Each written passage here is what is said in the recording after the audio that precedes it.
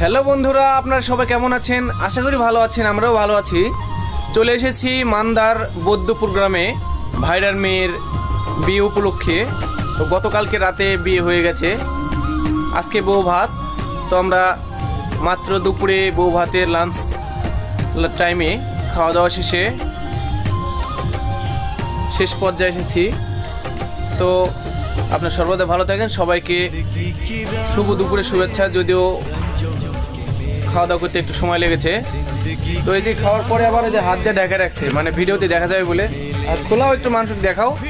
এই দেখছেন মিষ্টি এত চালাক। আচ্ছা, মেয়ে মানুষ এত চালাক কেন? এই খাবার খাইছে, আমরা সবাই খাইছি একসঙ্গে, শাশুড়ি পরিবারও সবাই আসছিল।